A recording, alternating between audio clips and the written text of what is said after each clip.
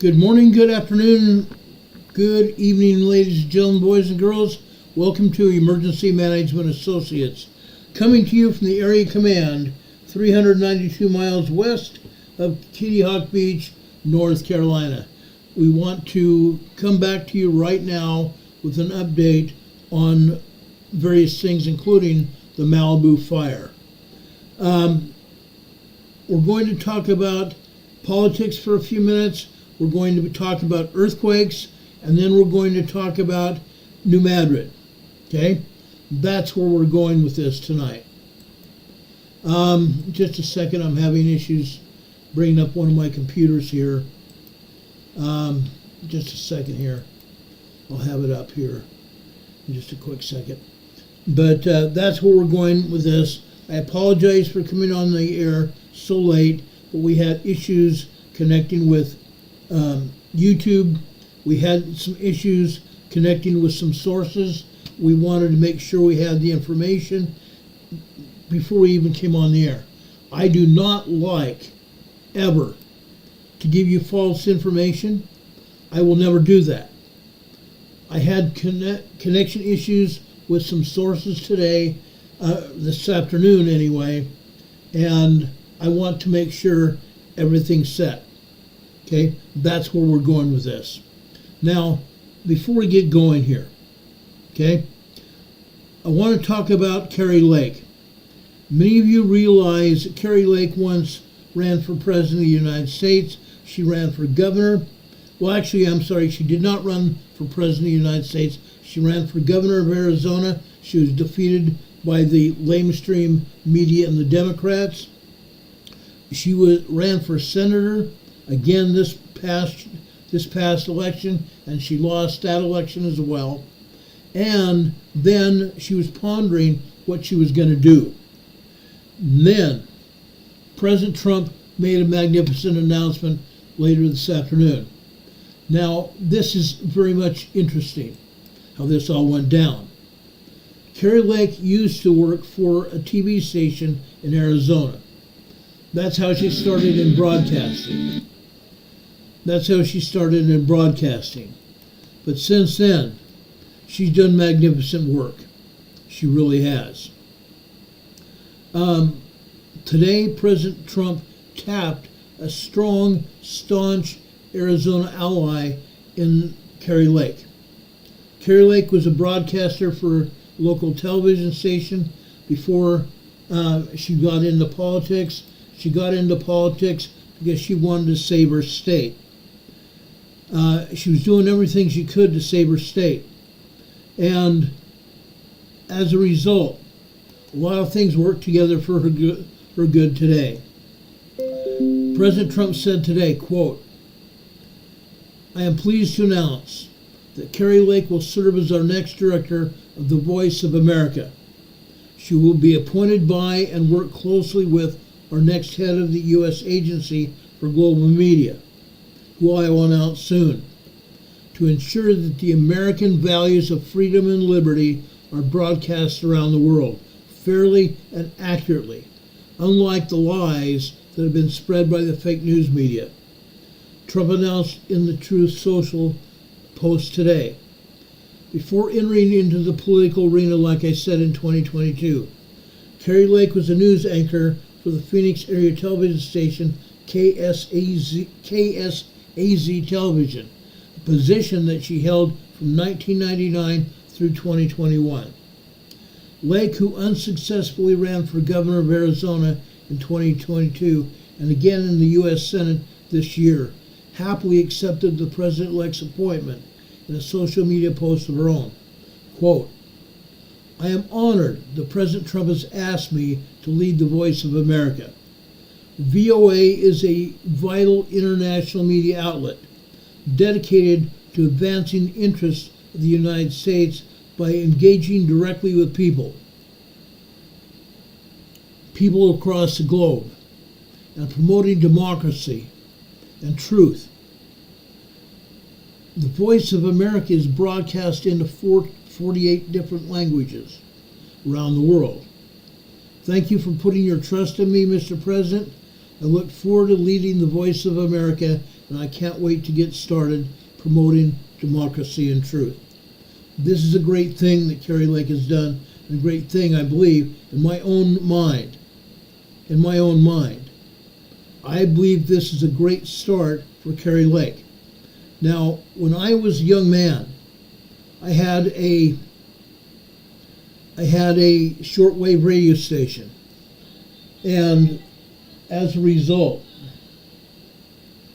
I was able to listen to Voice of America for many years, and I continued that for I can't even name the number of years I listened to it, but I listened to Voice of America for, I want to say, at least 5 to 10 years, and then I picked it up occasionally here and there. But this is a great thing that President Trump has done. The Voice of America, like I said, it's broadcast in 48 languages around the globe. I wanted to,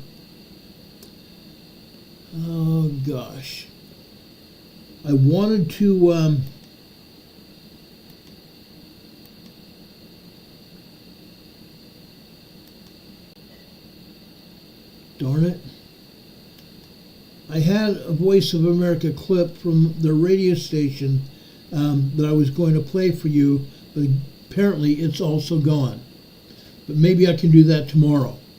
But like I said, Voice of America is a great radio station broadcasting freedom and truth, and the truth from America for Americans and everybody else around the globe 24/7. If you have been listening to Voice of America, well, actually, if you have shortwave radios, okay, you can just scan the shortwave radio spectrum, and you will eventually run into Voice of America. It's broadcast on several different frequencies, and I am sorry I forgot to look up those frequencies before I came on the air. But if you scan the shortwave radio spectrum, you'll find it. It's always there. It always has been. It's a great thing. It really is. But I want to say I admire Carrie Lake. She's done a lot of good work. I watched her occasionally on the television station in Phoenix whenever I went through there. She was a great broadcaster. She's a great woman. She's a great patriot. So congratulations, Carrie Lake. I humbly seek her out myself, and I will seek her out here on Voice of America as she goes forward. Now, I want to talk about the Malibu fires. Okay? These are upmost in my own mind. Okay, these are upmost in my own mind. The Malibu fires started Monday night, about 10:50 p.m. Monday night. As the Franklin fire in Malibu, as it's called, has pushed away from homes, it has entered steep terrain, making the now 4,037-acre fire very difficult for crews to access. But firefighters have managed to make progress with containment. It's contained up to 20% today. And by tonight, we may have a containment a lot further than that, because now the fire has gotten away from houses and is in a very steep terrain. Okay? Some fires have forced evacuation, as we talked about.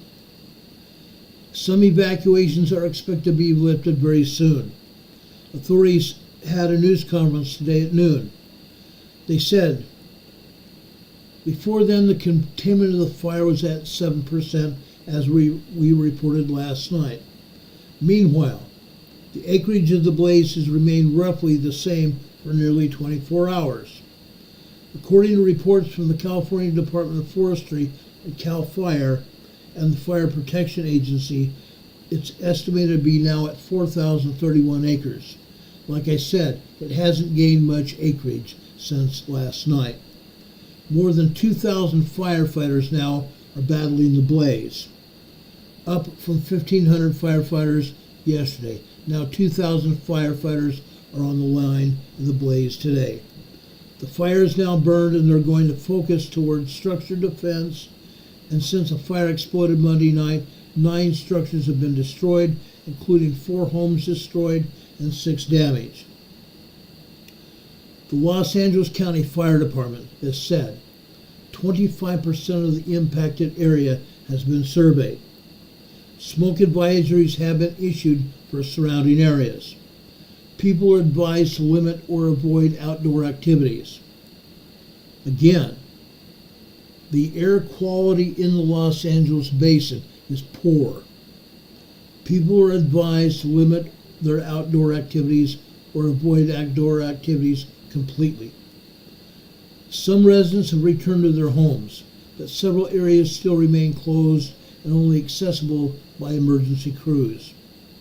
One woman and her husband grabbed a few things, threw them in a van, and took off, and that was it. One Malibu resident that was impacted in the fire says, "I'm just now returning to say how lucky we got." Fire and local officials quickly responded to the fire, issuing evacuation notices. Red flag warnings have expired. Red flag warnings have expired. Red flag warnings means that there is a lot of wind blowing in off the desert. In other words, Santa Ana winds. Those Santa Ana winds also dry out the brush. Low humidity conditions persist. If the winds picked up again, there would be another red flag warning put up. But right now, the winds that existed back on Monday have stopped. It's light breezes now. And like I said last night, at night, they get a breeze off of the ocean. And that breeze off the ocean provides some humidity and helps the firefighters gain some kind of control over the fire. And that's what's going on. Crews battling fire on the ground have received assistance from water-dropping aircraft. The first was reported Monday just after 10:15. Los Angeles Fire Department Chief Anthony Marone said the fire began as a 5-acre blaze. It quickly spread to over 1,000 acres, and now, like I said, it's 4,031 acres and growing. The fire crew just blew up, literally. They put a lot of firefighters on the line, as many as they could possibly afford to put on the line at the beginning. And over the last few days, the fire crews now have grown to 2,000 crews on the ground. Early Tuesday morning, fire spread south across Pacific Highway to Malibu Road near Webb Way. By Wednesday, yesterday, the direction of the fire has shifted from burning east and north to moving west. Containment lines were improved with fire retardant drops and construction of new hand lines. In other words, hand crews on the ground. Okay? Most of these hand crews were dropped by helicopter to certain areas to put out spot fires. And these new hand lines connect with the gaps along the eastern ridge edge of the fire. Governor Gavin Newsom announced Tuesday that the state of California has secured an emergency management assistance grant from FEMA, the Federal Emergency Management Agency, to ensure resources are available to help fight the fire. It's interesting now that one Democrat asked for assistance from FEMA. One Democrat asked for assistance from FEMA.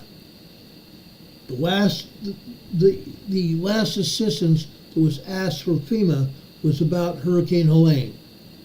And then they said there was no money. But as I said before, Speaker Johnson of the House of Representatives said at that point in time when I talked to him that he was going to put up $30 billion in money to FEMA to help Hurricane Helene. And now the Congress of the United States, the House of Representatives, now has had money appropriated to FEMA to do the job that's necessary to protect everyone, no matter what the disaster is. Officials have not identified a cause of the fire as of yet. Thousands of residents in Malibu remain under evacuation orders. Evacuation orders are as follows. For those of you in the Los Angeles area, please listen up for this. South of Piuma Road, south of Piuma Road, south of Piuma Road, north of the Pacific Ocean coastline, east of Puerco Canyon Road, Coral Canyon Park, west of Los Flores Canyon Road, between the Pacific Ocean coastline and Tuna Canyon Park, to the west of Tuna Canyon Road. Evacuation warnings are as follows. East of Trancas Canyon Road, Trancas Road, and Cannon Dune Road, or Canaan Road, Kanan Dune Road, west of Topanga Canyon. West of Topanga Canyon Boulevard, and Surfview Drive. South of Mulholland Highway, north of the evacuation order boundary, includes Topanga Canyon areas 8 and 9 and 10.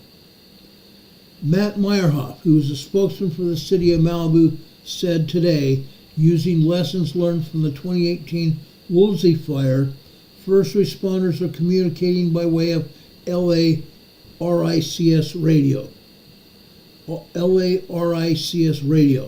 that the LA City purchased as power outages affected cell phone service and all other forms of communications.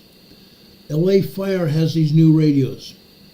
A resident named Linda said her boss's house was destroyed while she was trying to evacuate horses. It's happening so quickly. I'm worried about the 2 horses that I left there.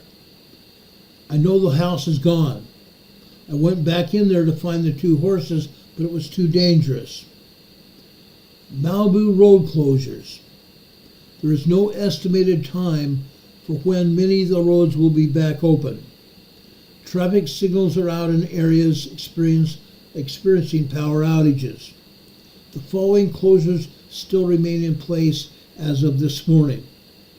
Tuna Canyon at Pacific Coast Highway, Canaan Dunes Road at Pacific Coast Highway, Saddle Peak at Tuna Canyon, Stunt Road, S-T-U-N-T Road at Mulholland Highway, Cold Canyon at Piuma Road, Cold Canyon at Piuma Road, Piuma Road at Malibu Canyon all the way to Pacific Coast Highway.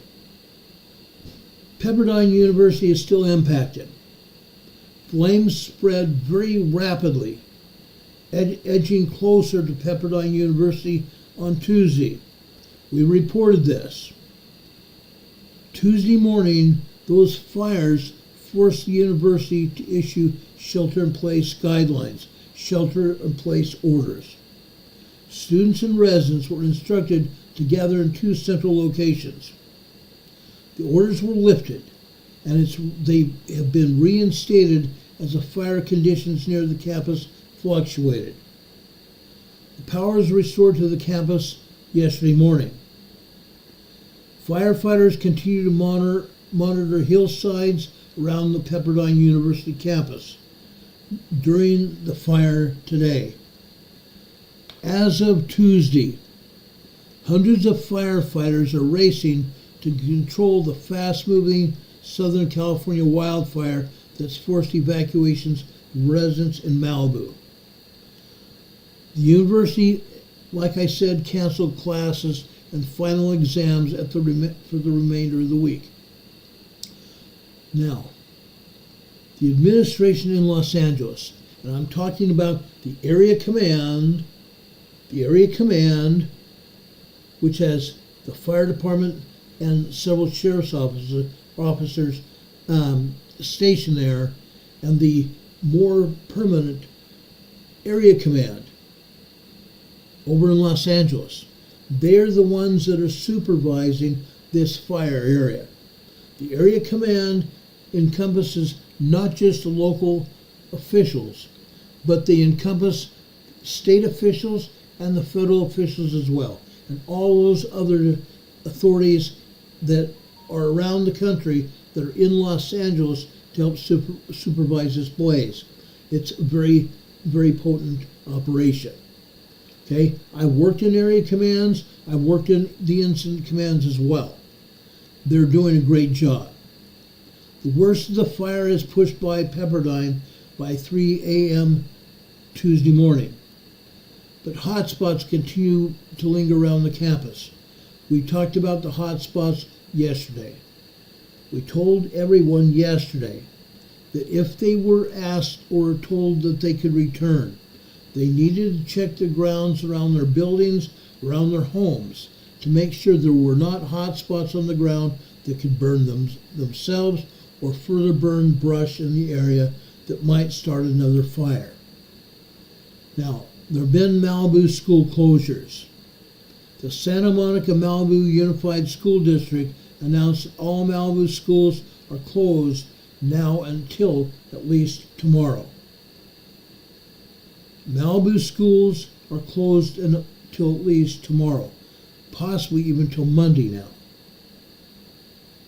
The closures are in effect for Webster Elementary, Malibu Elementary, Malibu Middle, and Malibu High School. The closures that are in effect are for Webster Elementary School, Malibu Elementary, Malibu Middle, and Malibu High School.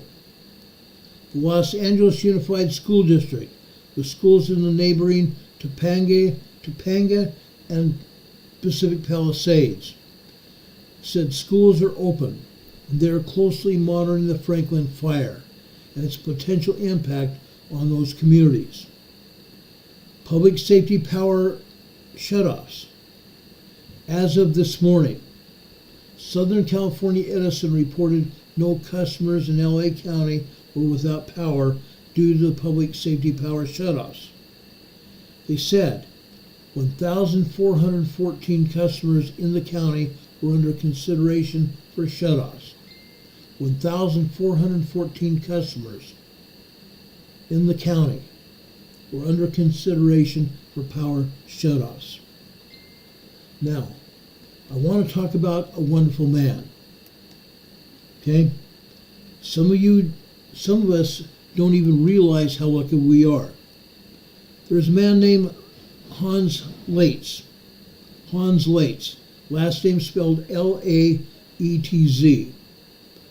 Several years ago, he turned one of his bedrooms in his home into a radio station.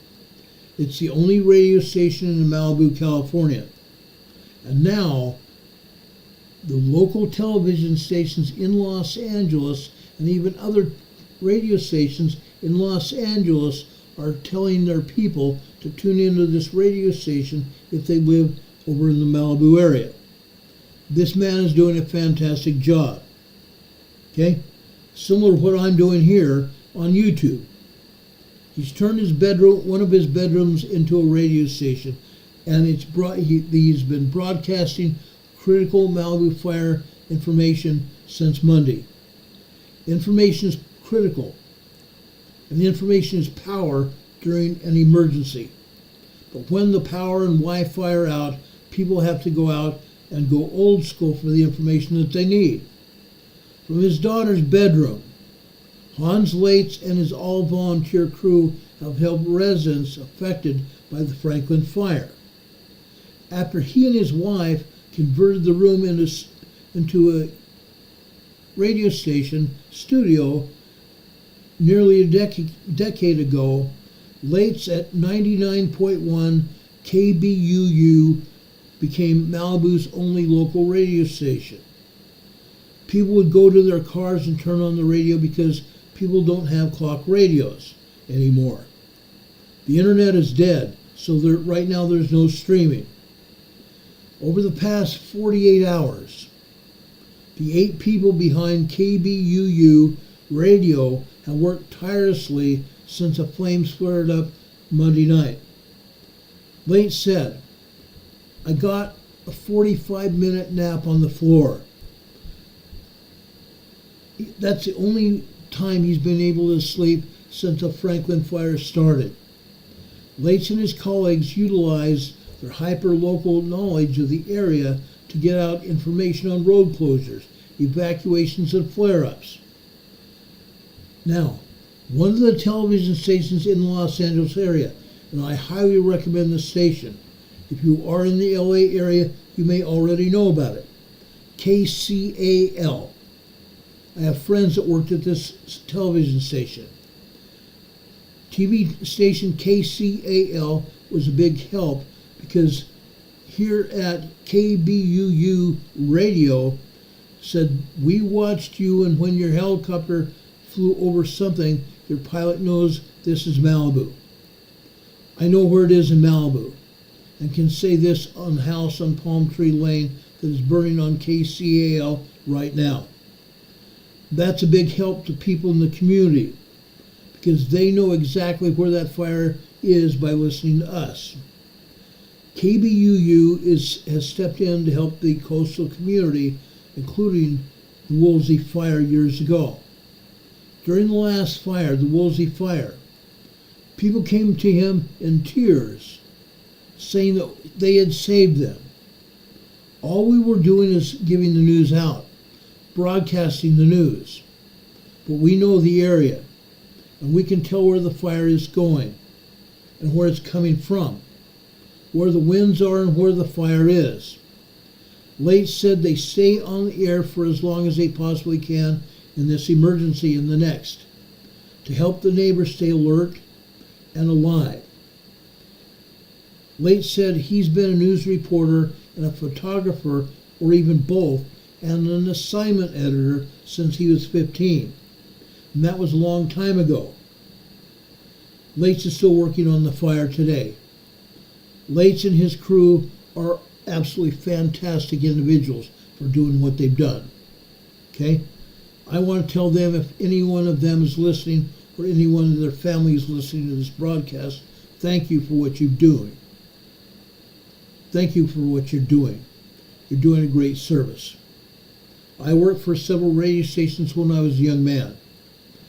KQWB in Fargo, North Dakota. I started off just as a janitor, and pretty soon I was helping one of the station broadcasters put out information and cut commercials. And I even went on the air when you really weren't supposed to do it because one of the disc jockeys was having some health issues, and I helped cover the air while he was indisposed. So I know what it is to run a radio station. And I since worked at a couple other radio stations here and there, as well as during high school at KPHS Radio in Poway, California. The man that I used to work at KPHS with has since died. Kent Brisby died several years ago. But he and I started KPHS Radio in Poway, California at Poway High School. We ran about 6 to 10 hours a day. It was a blast. We had a good time.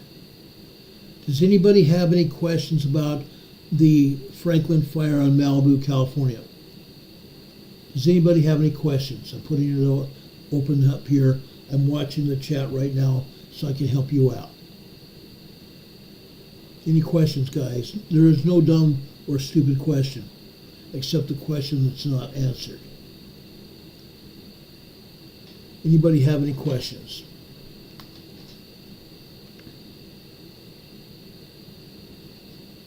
I appreciate you all being here and helping us out by putting out this information. Having you here, helping us spread this information with our friends and our families is very important. Getting this information out is vital. I appreciate all of you. Please, folks, also please check your subscriptions still. Make sure you're still subscribed because YouTube continues to unsubscribe people. And when you check your subscriptions, if you're not subscribed, please subscribe. Approximately 25% of my subscribers here, 25% of the people that watch this program are not subscribed to this program. Imagine if that happened. Imagine all those people that are out just watching this without subscribing. If you subscribe to this program and you also clicked on the little bell notification bell. And then click the word all. You get notified when we come on the air. It's vital. We want you to know when we come on the air. We want you as part of our family here on the EMA network here on YouTube. We appreciate you being here. Also, to help the YouTube algorithm, please give us a big thumbs up if you like what we're doing here. Give us a big thumbs up. That lets YouTube know that all of you are interested in what we're doing, so they allow other people here on YouTube to see our program. And yes, lately we've had a lot of thumbs up. That means a great deal to us because we're actually getting more viewers here. We're getting more viewers because all of you care, and we greatly appreciate that. Sage Pup says over there in Santa Barbara area, that they have severe wind gusts waning there in California until 9 p.m. I hope the wind gusts calm down. I've been in those wind gusts. It's not fun at all. Catherine Sigerson in Canada says she was watching a storm chaser in Buffalo, New York. Looks nasty already. So those of you that don't know what's going on in Buffalo, New York, they've been inundated with a huge snowstorm. 3 to 4 foot of snow has lambasted Buffalo, New York again. This is not the first time it's happened. For many years, Buffalo has been snowed in various times. Various times they get blasted with blizzards, and everything shuts down over in Buffalo, New York. Richard Smith is putting up information about the earthquakes. 3.3 again in Nevada. 3.3 small earthquake again in Nevada. A 5.0, 4.9, 5.0 in Salta, Argentina, at the border of Chile and Argentina. Unreal. Hermit is here in the chat saying there's 3+ feet of lake effect snow. Yes, 3+ feet of lake effect snow. It's incredible. Those are the snowstorms that pop up in the northern tier of states around the Great Lakes from Chicago east over to the Atlantic Ocean. It's really bad. The lake effect snow all of a sudden comes up and dumps. It dumps. It's incredible what I've seen over there. It's really incredible. Let's go over and show you some earthquakes on the USGS map. Then we're going to talk about New Madrid. There was some gentleman yesterday that kept haunting us, taunting us, not just haunting, but taunting us, wanting us to talk about New Madrid. Tonight we're going to talk about New Madrid. Okay? Before we do that, there's a lot of things we need to talk about here in the United States besides New Madrid as well. Let's go back over here to the Northern California area here in the North Pacific. Okay, right here. Okay? We're still getting hit over here on the Gorda Escarpment and the San Andreas Fault here in Northern California. Right here. This is a 3.7 earthquake. Small 3.7 earthquake. This is a 3.1. This is a 2.6. These are all on the Gorda Escarpment. Then we come over here to the Triple Junction, where the Gorda Escarpment meets with the Cascadia Subduction Zone and the San Andreas Fault. Here we have a 3.0 small earthquake here. Then we move further east over here to the San Andreas Fault. Right here we have a 2.5 earthquake, minor earthquake. This is another 3.0 small earthquake. This is a 3.3 earthquake here. This is a 2.7. And this earthquake here is a 2.2 minor earthquake. Earthquakes are going to continue to hit this area. They're going to continue to hit because the earthquake that hit here this past Thursday was a major 7.2 earthquake. And the ground is going to take a long time before it gets back to where it was before the earth shook here. That's why we're having these aftershocks here. Then Monday, let's move over across here and talk about what happened here in Nevada, okay, near Yarrington, Nevada. We're still having swarms of earthquakes here. Not quite as bad as it has been, but we're still seeing swarms of earthquakes here. Now, I'm trying to put all these earthquakes in perspective so you all see these. Up here to the north, Silver Springs, Nevada. Yesterday and Tuesday, we had a lot of earthquakes up here in Silver Springs, Nevada. Things have calmed down a little bit, but I fully expect Silver Springs to get hit quite a bit coming down here later this weekend and into next week. Silver Springs, Nevada. Right here is a 3.2 here. This is 26 kilometers north-northeast of Yarrington, Nevada. Okay, this was the epicenter where that big 5.8 earthquake hit here on Monday.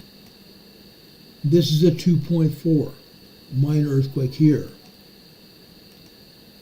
This is a 2.0. Now I want to show you some tremors as well. This is a 1.8 tremor. 1.0 to 1.9 are considered to be tremors. Still earthquakes, but they're tremors. Tremors are very, very slight seismic events. Over here, further over here to the west. Again, this is 21 kilometers north-northeast of Yarrington, Nevada. This is a 2.1 earthquake here. We move further out here. This is a 2.5 minor earthquake. Then we drop down here to 2.1. Now, I'm not going to show you every earthquake here. Right here, this is a 1.4 tremor. This is a 2.3 earthquake here. Then we come over here to this red earthquake. Red designates that this earthquake just happened. This is a 3.4 earthquake here. A 3.4 earthquake here in this area. This just happened. It's just a small earthquake. This one they say is 22 kilometers north-northeast of Yarrington, Nevada. Okay? These earthquakes are going to continue to hit. Promise you that. Now, I want to zoom in here and show you some other facts here. Okay? Look what we're talking about here. Look at these areas here. There are craters here, guys. There are craters here. There are also areas here that raised up where magmas raised these areas up and not broken the surface. All these round areas here are where magmas come in, raise the area up, but didn't break the surface. Okay? That's what we're seeing here. We're also seeing craters as well, right in this area here. And you can see the lava on the landscape here. Lava on the landscape here. All over the desert. Throughout the desert of Nevada. You'll see lava on the landscape. Okay? Over here. More small craters here. And more raised areas where lava came up, or magma came up and did not break the surface. Okay? Yes, we have volcanic action in this area, but these earthquakes had very little to do with magma beneath the surface. The reason we have this earthquake here in Nevada is because of the 7.2 earthquake over on the Pacific coast of Northern California. This earthquake is very much related to the 7.2 earthquake that we just looked at. Okay? We're going to continue watching this through the weekend at least, and possibly into next week as well.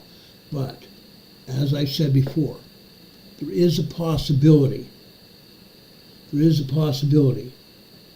that we may see another good-sized earthquake here in this area.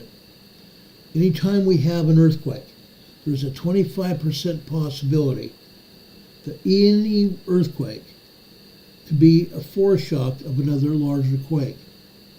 So we're looking at that. We're very sincerely looking at that. Let's move out here. I want to go south now, down into the South Pacific. Over here, okay? Since early this morning, I've continued to monitor earthquakes down here in the South Pacific. This is east of Levuka, Fiji. 229 kilometers east of Levuka, Fiji, here in the South Pacific. This is a 4.4 earthquake. This is also a very deep earthquake, 591 kilometers deep. It's a very deep earthquake. These deep earthquakes can also propagate larger, shallower earthquakes here in this area.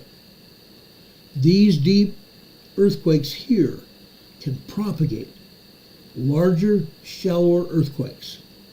This is a 4.4.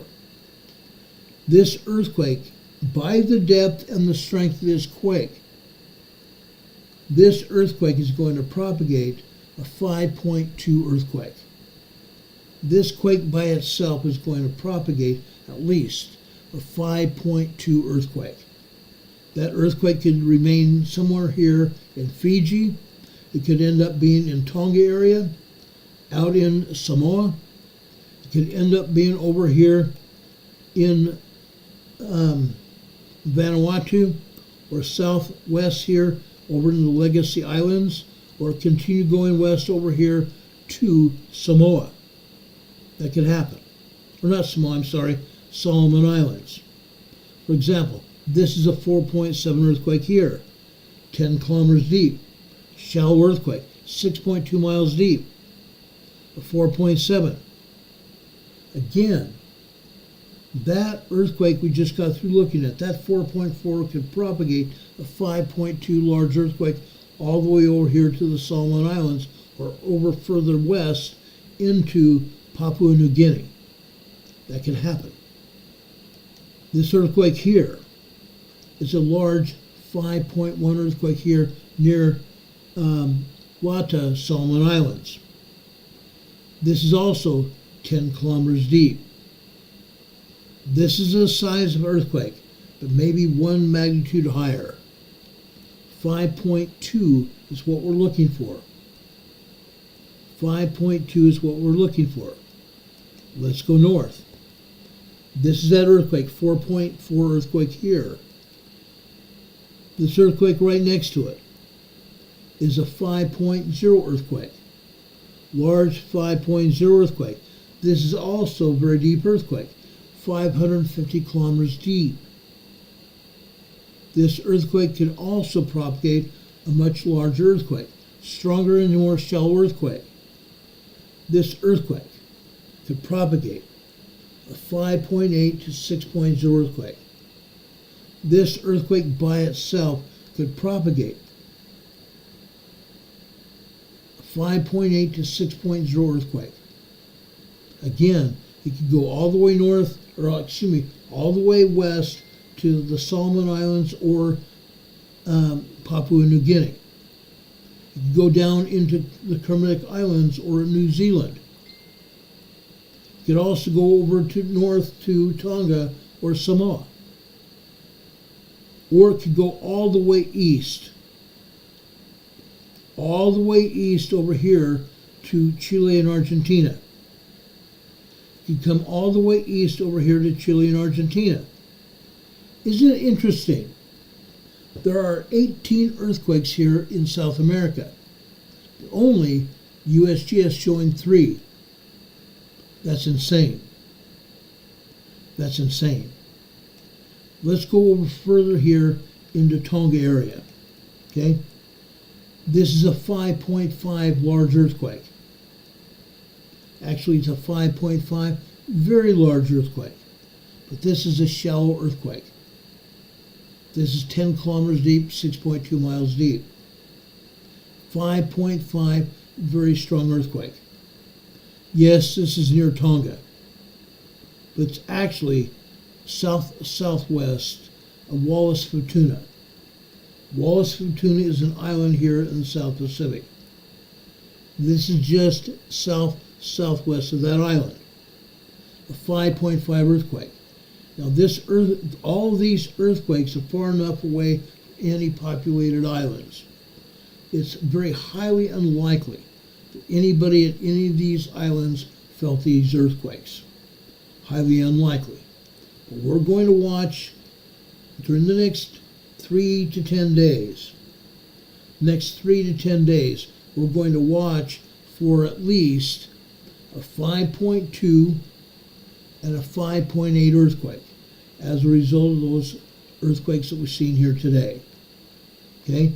I want to make that clear because it can actually happen. Now, further south here, this is a 4.9, 5.0. This is south of the Fiji Islands, but north of the Kermadec. This is also 514 kilometer deep earthquake. Very deep earthquake. This 4.9, 5.0 can propagate another 6.0 earthquake. This earthquake could propagate a 6.0 earthquake. So now we have 3 earthquakes we need to worry about. 2 possible 6.0, 5.8, so 6.0s. And the other, a 5.2 earthquake. Sometime during the next 3 to 10 days. That's what's going to happen here. Okay? Now, as you can see down here in New Zealand, the USGS never shows earthquakes down there except when they get around to it. Okay? I ought to make a button and send it to the director of the USGS that says, get around to it. Get around to it. Because that's exactly what the USGS does. They get around to it. There are 14 earthquakes here in New Zealand. Most of those earthquakes are 2.4 to 3.8 earthquakes. 2.4 to 3.8 earthquakes on the North and South Island of New Zealand. Nothing big, nothing to worry about yet. I'm saying yet. Okay? Now, for those of you that are new to this program, we've been talking about New Zealand for a very long time because we actually have viewers from here in New Zealand. Most of those viewers know, and some of them may not know. Over here off the east coast of the North Island is a huge subduction area. And scientists are saying that sometime within the next 25 years, they're going to experience an 8.0 major earthquake right here. An 8.0 earthquake right here. Now, I personally think that 8.0 could happen in the next 5 to 10. Not 25, but 5 to 10 years. Since I've been watching earthquakes here in New Zealand, I've seen earthquake numbers increase. Seismicity increase. The number of earthquakes and the size of the earthquakes has increased in the last 5.5 years that I've been broadcasting. We need to watch New Zealand very closely. There have been 2 5.0s during the last 2 years. 2 5.0s have actually hit here in New Zealand in the past 5 years. Prior to that, let me back out here a little bit. Let's go back here north to the Kermadec Islands right here. The Kermadec Islands are in this area right here. The Kermadec Islands are islands here that are not occupied by human beings. The only occupation is by birds.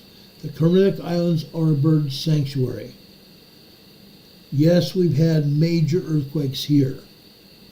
5 years ago, I broadcast there were 18 7.0 earthquakes here. 18 7.0 plus earthquakes here in the Kermadec Islands. They happened, and they happened again, over and over. This went on for almost a week. 18 7.0 major earthquakes. 7.0, 7.4 major earthquakes hit this area in a 2-week period. Week and a half to 2-week period. It can happen again at any point in time. As you can see, there are 2 fault zones here. There are 2 fault zones. You see one earthquake highlighted south of Fiji. That's one huge Fiji trench here, the Fijian Trench. There are other earthquake to the east. That's a Tongan Trench. Huge earthquake faults here. Yes, that is why we get earthquakes here in this area. Okay? I hope and pray that doesn't happen too much again. That concerned a lot of people because they also fretted, worried that those earthquakes could reach down into New Zealand, which if they did, would rain heck and fire on New Zealand. They would run heck and fire into New Zealand if those major earthquakes hit. Yet, over on the North Island of New Zealand right here, there is knowledge and there's scientific value to back it up. Off here, off the east coast of the North Island, there's going to be an 8.0 earthquake hit here. We may see it in our lifetimes. That's why I'm talking about it. That's why I'm talking about it here. Let's move over here to the west, okay? USGS is not showing any earthquakes at all over here in Indonesia. What's up with that? Actually, I'm sorry, they're showing one. This is off the west coast, south and west of Sumatra, Indonesia. This is a 4.8 moderate earthquake here. This is 10 kilometers deep, very shallow earthquake. This is normal. They get these earthquakes all the time. Let me check and see if the EMSC still has an earthquake showing over here in Australia. Earlier today there was an earthquake showing in Australia. I'm going to try to pull that up right now to see if it's still there. Yes, it is. Let me turn on our webcam again. I want to show you this. This is a 2.4 minor earthquake over here in Western Australia. 2.4 earthquake over here in Western Australia. Okay? Just a minor earthquake. Mid-range 2. This happened at 3:44 this afternoon, Eastern Time. This is near Beenong, Beenong, Western Australia. Beenong, Western Australia, a 2.4 earthquake here. Now, we go back over here north and west here. Okay? USGS is only showing that one earthquake in northern Sumatra. Look at all the other earthquakes here. Again, USGS is lying through its teeth. Lying through its teeth. There are now 2, 4, 6, 8, 9, 10 earthquakes here in Indonesia. 10 earthquakes here in Indonesia that they aren't even talking about. Now, why am I bringing that up? Because this entire area from Tonga and Samoa out here to the northeast down here into New Zealand, and further down here over near the Antarctic ridge, all the way over here, including Australia, over here into the Indian Ocean, including into Sumatra, Indonesia, all Indonesia, Sumatra included, all the way over here to the west, Thailand, Vietnam, Cambodia, Myanmar. These are all part of 7 different tectonic plates that are subducting one under the other here. 7 different tectonic plates in this area subducting. Okay? Those tectonic plates also go up here to Taiwan, and also up here to Japan. 7 different tectonic plates moving. And yet, USGS doesn't talk about it. Doesn't reveal the earthquakes. One of the largest subduction zones in the world, and USGS doesn't talk about it. Why not? Why not? Lives are at stake, guys. Lives are at stake here. There are millions of people, for example. Several million people live down in Australia here. And yet USGS hardly ever shows any earthquakes here. Why not? The 2.4 earthquake here in southwestern Australia is important because 2.2 million people live down this area. Why are they not reporting it? Why are they not reporting it? There's another 2.2 million people living over here in southeastern Australia. Population centers, guys. Population centers. Hardly anybody at all lives out here in the desert areas, the outback of Australia, in central Australia. Hardly anybody ever lives there. There are people out here on the northern part of Australia. Yes, there are people who live out here. There are people who live over here in Western Australia as well. But nobody lives out here, or very few people ever live out here in the outback. Nobody. But the population centers continue to get hit. And USGS ignores it. Why? Why? There are about 2 million people all over Indonesia. And rarely does USGS even talk about it. Why? Why?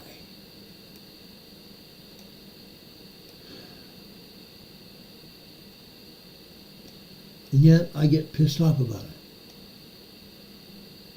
Over here in the Philippines, notice the USBS not showing anything in the Philippines.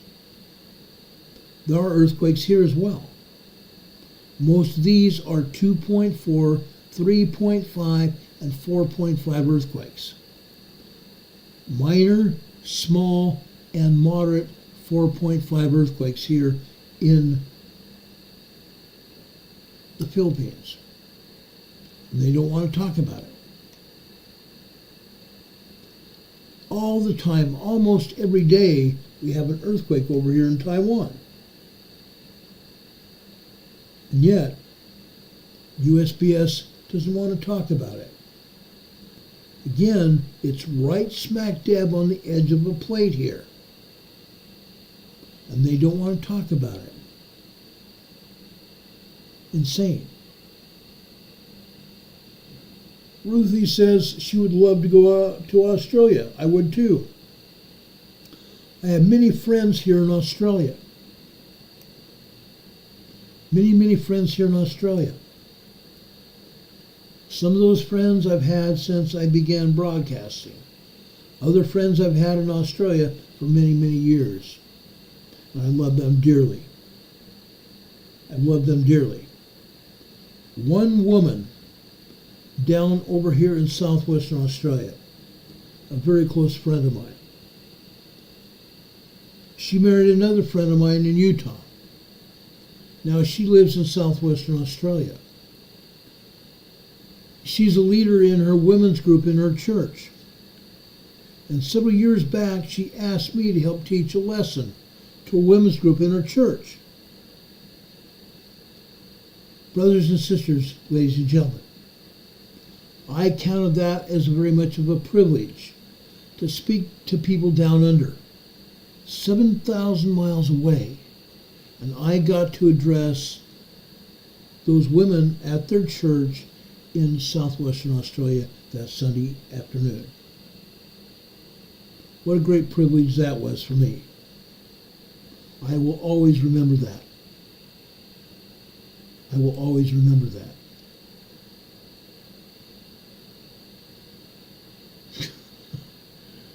Andrionio says, Cowabunga, dude, yes. Yes. Sorry, Andrea, the mods removed that chat, but I agree with you. And yes, there are people in southwestern Australia that surf, and I used to surf as well. That's one of the reasons that I am friends with some of the people here in Australia, because I used to surf, and they surf as well. Unreal. Richard Smith says he talks to one of his very good friends in Australia almost every day. Now, this friend I just told you about, who I helped teach a lesson about Jesus Christ one Sunday afternoon. It was Sunday afternoon down in Australia, and it was Saturday evening over in America. And I was able to teach that class via the internet, help teach that class via the internet. That was such a kick. Such a kick. Knowing that I was able to do that. Andrea O'Neill just gave us a $20 super chat. Andrea, thank you for that. We appreciate you very much. Thank you for that wonderful super chat. I'm giving you an EMA sticker on your super chat. I'm also giving you a thumbs up for it. God bless you, Andrea. Andrea has been a very dear friend of mine for many years, and a friend of our channel. She's a great lady. Thanks, Andrea, for all you do. God bless you. God bless you. We appreciate that. Let's continue here. We go over to China. Interesting enough. Kuka, China. K-U-Q-A, China. Yes, we've had earthquakes here. Most of those earthquakes are just like this one, a 4.3 moderate earthquake. USGS calls them light earthquakes. Light earthquakes. It's interesting to know. This earthquake happened 2 hours ago. We would have been on the air 20 minutes if I had been able to get on the air when I wanted to do it. Just after 6 p.m. Interesting. We come over here. Okay? This is northern Iran. This is a 4.5 earthquake here. Northern Iran. Just south and east of Syria. A 4.5 earthquake here. 10 kilometers deep. 6.2 miles deep. Now, I won't even talk about what I think that might be. Okay? I don't even want to broach that subject for the time being, unless something else comes up. Okay? Over here in Turkey. Okay? This is interesting to note. This is northwestern Turkey. This is a 4.4 earthquake here. A moderate 4.4 earthquake here. Now, notice where it's at. Becky just gave us another $2.97 super chat. Becky from NCWQ Worldwide News and Disaster Explorer just gave us a $3 super chat. Becky, thank you so much. We appreciate you, sister. I just gave you a super chat, or a EMA sticker on your super chat. I'm giving you a thumbs up for that as well. God bless, sis. We appreciate you. Rebecca is a good friend of ours. She's a friend of our channel, and she's been a moderator on this channel for many years. I appreciate Becky so much. God bless you, Becky. God bless you and your family. You're awesome. Anyway, yes, Becky rocks, doesn't she, Sage Pub? Miss Rebecca rocks. She's awesome. Anyway, this earthquake over here in northwestern Turkey. Let's zoom in here. Look at the other islands here. This island just happens, where this earthquake struck, just happens to be part of Turkey. But these other islands off the coast of western Turkey, these islands belong to Greece. They're called the Dokanese Islands. And USPS is not showing any earthquakes here. What a farce. There are quite a few earthquakes here off the western coast of Turkey. And over here in Greece as well. It's unreal what USPS hides. Or, should I say, decides it's not worth their time. It's incredible what they do, or don't do. I shouldn't even say what they do, because they aren't doing their job. Plain and simple, aren't doing their job. Okay? Look at these earthquakes off the coast of western Turkey. Okay? Let's go over here to Greece. Look at all these earthquakes in Greece that they're refusing to talk about. Okay? Northeastern Greece. This is a 1.7 tremor. Just a tremor. However, there are other earthquakes here, such as this. This is a small 3.2 earthquake. 3.2 earthquake in the one of the eastern islands of Greece. We go over to just north of Athens, a municipality of Thivea, Thivea, Greece. This is a 2.2 earthquake here. Let's go over to western Greece here. This is a 2.6. Sometimes we get 4.6, 4.8 earthquakes over here on the western side of Greece. Now, I want to come over here. I want to point this out. This is a 0.9 microquake.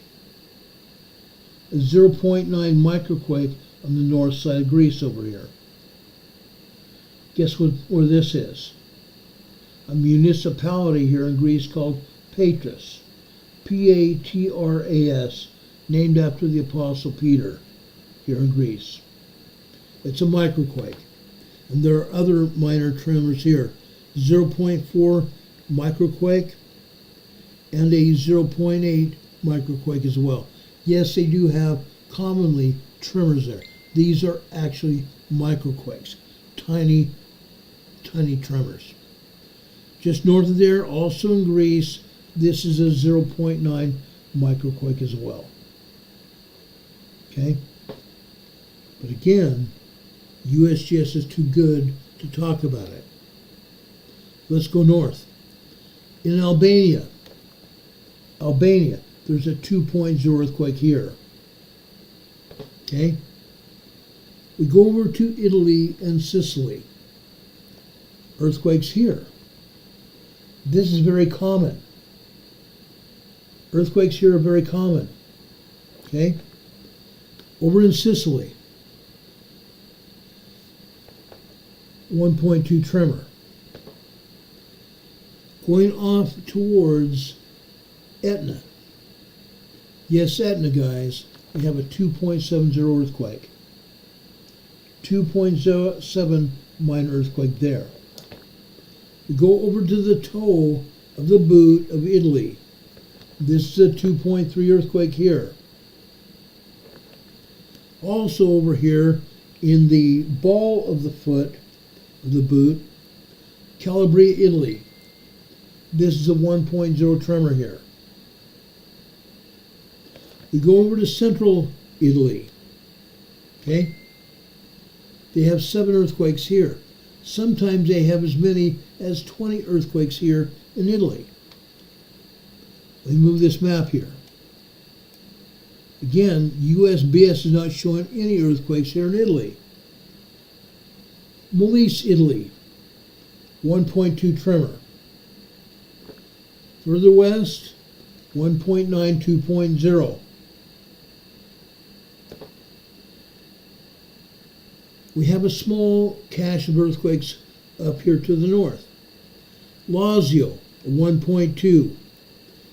Marsh, Italy, a 1.4. Marsh, Italy, a 1.4. 0.5 Marcia, 0.5 Marcia. And further north, Umbria, Italy.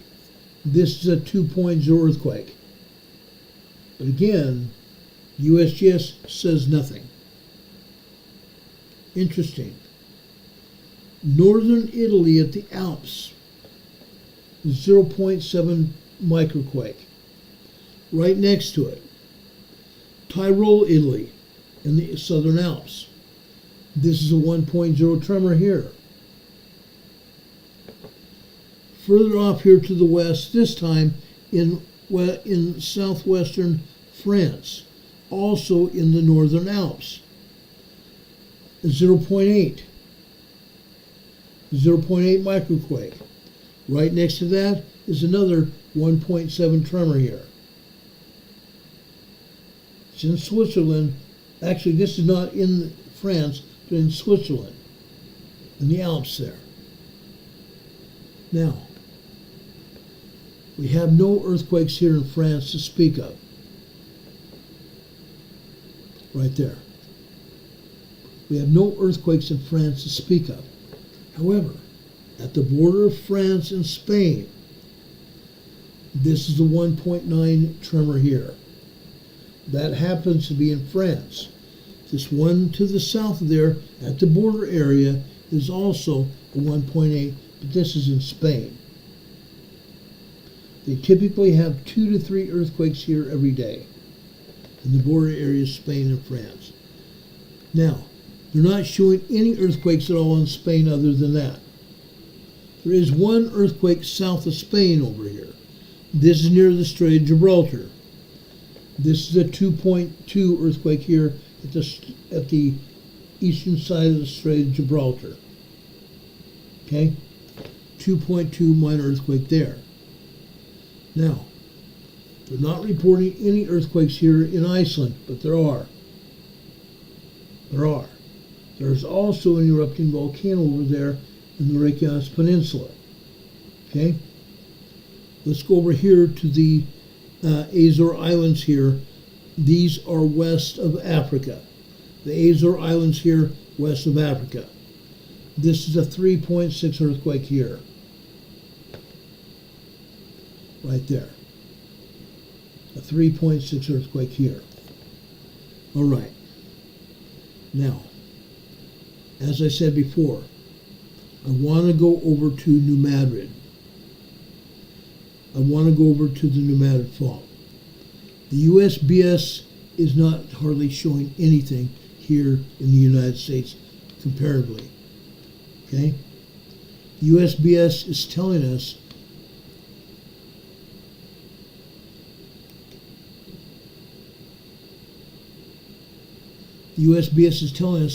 that there are 237 earthquakes worldwide. Really? How can that be when they're not reporting earthquakes? There's probably close to 990 earthquakes worldwide right now. And they're not talking about it. Over here in eastern Tennessee, Greenback, Tennessee, this is over here on the Continental Divide. We have an earthquake here. Eastern Tennessee on the Continental Divide. This earthquake is a 2.33 earthquake, minor earthquake. Let's go further west over here to the New Madrid Fault again. This is in Ridgely, Tennessee. Ridgely, Tennessee. This is a 1.6 tremor here in Ridgely, Tennessee. This is on the eastern side of the New Madrid Fault. Now I'm going to show you the earthquake over in Ridgely, Tennessee, but what they're not telling you is there's a bunch of them. There are a bunch of tremors over in Ridgely, Tennessee today. Let's leave the USGS map right now.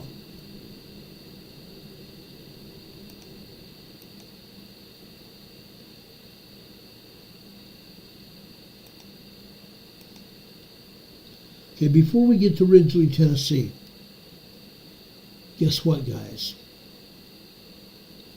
This is Marktree, Arkansas. Marktree, Arkansas. This is the center part of the New Madrid Fault. Look at these earthquakes here. Look at these earthquakes here. A lot of earthquakes, right? Absolutely right. Folks, we have 1, 2, 3, 4, 5, 6 3.0 earthquakes. 6 3.0 earthquakes. Notice on this green earthquake here, the top and the bottom of that earthquake scenario here, or not scenario, earthquake section. The top and the bottom of that earthquake section have been cut off by the agency. They're not adequately reporting the strength of this quake. Yes, it is showing at least a 3.0, 3.2 earthquake. This is more likely to be a 3.5 to 4.0 earthquake. 3.5 to 4.0 moderate earthquake. Right here. Right here. The earthquakes that happened before that. On the blue line above that. This is a 2.8, 2.9 earthquake. The earthquake sequence lasted a long time. 4-minute sequence. 4-minute sequence. The earthquake after that on the green line below that. This is nearly a 3.0. This is a 2.8, 2.9 earthquake here. This sequence started about 5 minutes after. Actually, it started at approximately 12:50 a.m. this morning. 12:50 a.m. this morning. 7 minutes later. 7 minutes later, it went up to 2.8, 2.9. Then it came down over the next 3 minutes. Came down again to tremors, literally tremors, 3 minutes later. Interesting, huh? The red earthquake after that never got past 2.0 minor earthquake. At its peak. 2.0, maybe 2.2 earthquake at best. Then that earthquake here in the green area here. This happened at approximately 2:55 a.m. this morning. It started approximately 2:55 a.m. this morning. Tremors. It quickly built into a 2.0 earthquake, minor earthquake, 2.2, 2.3 minor earthquake, and then it jumped up to at least a 3.5, 4.0 earthquake. Okay? Unreal. The earthquake after that in the blue to the left. This was after 3:30 this morning. It started propagating approximately 3:31 with tremors. A minute and a half later, it graduated from tremors to minor earthquakes, 2.0, 2.8. Then it jumped up to 3.0 earthquakes. It also got topped off on the bottom and the top again. The agency didn't want to show the exact strength of these earthquakes either. Interesting. The next earthquake's in the center here. In the blue line, the green line off to the center and left. Okay? On the blue line on the right-hand side. Okay? Again, it started off with just minor tremors. Tiny tremors. About 3 minutes of tremors. Then it jumped up to a 2.0 earthquake. Then before it was over, it was topped and bottomed off again. It was at least a 3.0 earthquake, probably close to a 3.5 earthquake. Okay? The same thing with the one in the red beneath that. Okay? Now, hold on a second.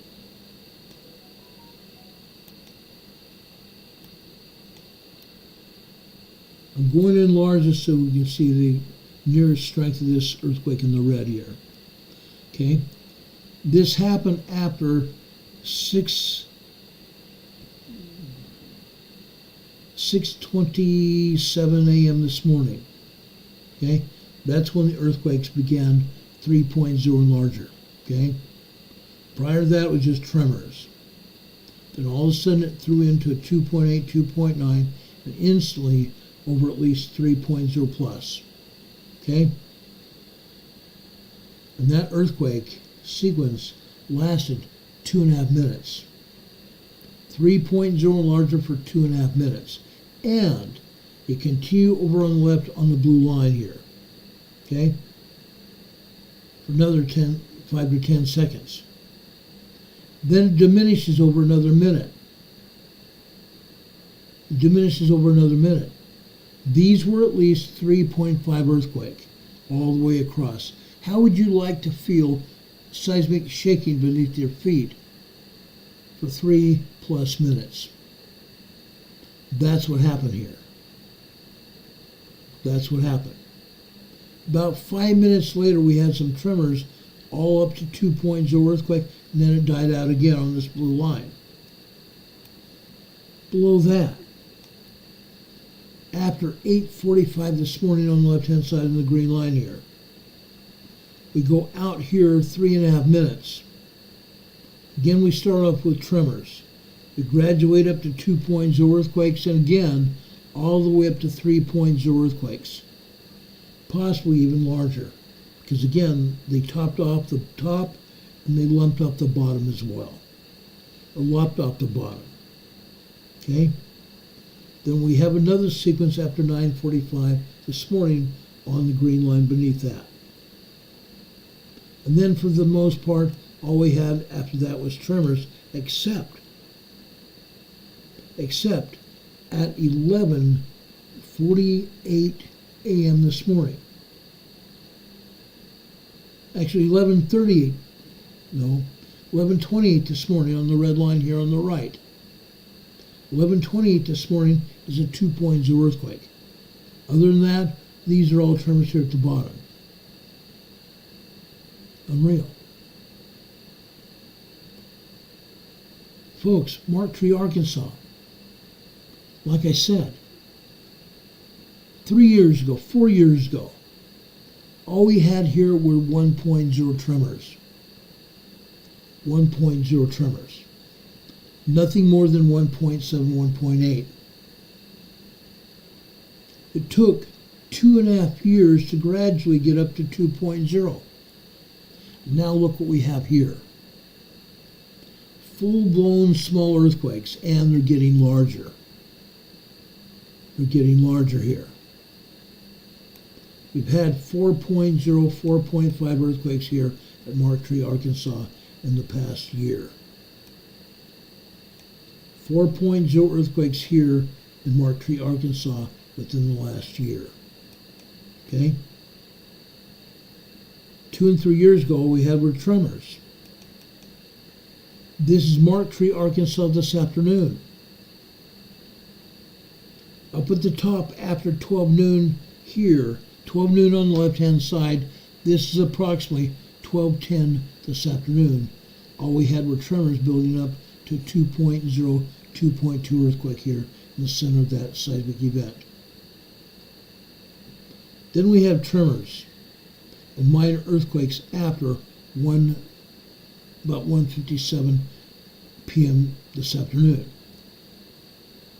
Then we come over here to this red line. Okay? Over on the left-hand side here, it would be 4:15 p.m. this afternoon. All the way over here, this would be 4:41 p.m. this afternoon. Again, this was at least a 3.0 earthquake. Just at least a 3.0 earthquake. At times during this sequence, it fell down a little bit and then raised up again. But again, this sequence here is almost a minute and a half long. Then we jump down here to the black line. This black line over on the left-hand side is 1700 hours, 5 p.m. Eastern Time. This starts over here at approximately 5:13. 5:12, 5:13 this afternoon. Tremors building into 2.8, 2.9 earthquake, raising up to at least a 3.0 plus earthquake. And the 3.0 plus earthquake here lasted 45 seconds. Lasted 45 seconds. Then it dropped down after that. Okay? And it took its sweet time, because it almost took a full 60 seconds to drop off to nothing again. That's why this earthquake was at least a 3.0, probably a 3.3 earthquake. 3.0, 3.3 earthquake here. Okay? Mark Tree, Arkansas. Let's look over here at Missouri. I don't want to go really late tonight. It's already 9 p.m. on the East Coast here. Let's look over here first at Missouri. Okay? I just love this. Let's look over here at Guam, Missouri. Also in the center part of the pneumatic fault. Look what we're seeing here. Tremors and minor earthquakes for the most part, except after 1:30 a.m. this morning. Starting right at 1:30 a.m. on the left-hand side, on the blue line. We had minor tremors for about 2 minutes. Then we had 1.4, 1.5 tremors for another 30 seconds. Then all of a sudden it ramped up to 2.0 earthquakes for another 20 seconds. Then all of a sudden after that we got up to a 3.0 earthquake. Then it was off and on for another minute. 3.0 earthquakes dropping down to probably 2.4, 2.5 earthquakes, back to 3.0. This lasted for another minute. Then we dropped down to tremors and right back up to 2.4, 2.5 earthquakes. Then it dropped off to tremors again and dropped off completely. You can see these others where this earthquake in the black here that is after 3 a.m. Okay, 2.0, 2.2 earthquakes. And that sequence lasted 4 minutes. The red line beneath that, excuse me, not the red line, the green line beneath that. Again, minor earthquake sequences. We started off the tremors, got up to 2.0, 2.2, and dropped back down. But that sequence in itself lasted just over 2 minutes before it became tremors again. But look at these. These are long duration tremor sequences. Long duration tremor sequences here. Then when we have hit and miss tremors. Hit and miss tremors. After 6:47 this morning, 1.7, 1.8 tremor.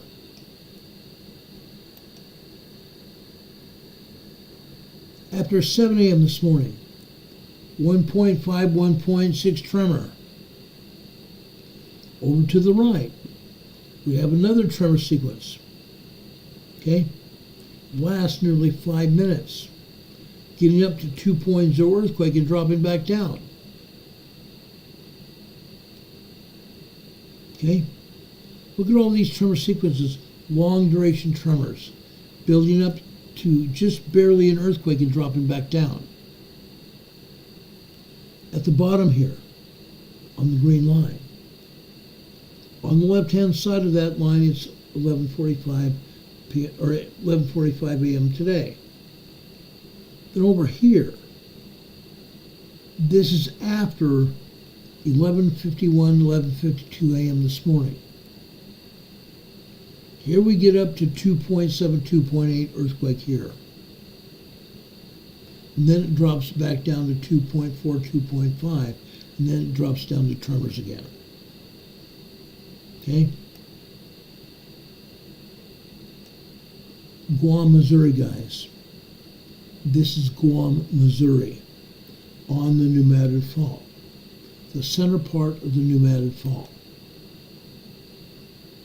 I want to show you some more here in Missouri. Let's show you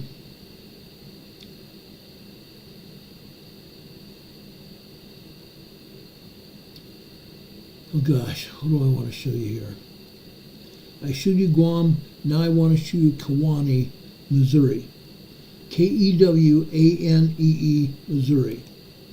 Kewanee, Missouri this morning. Look at that. Look at this. The first sequence is after 12 or 1:15.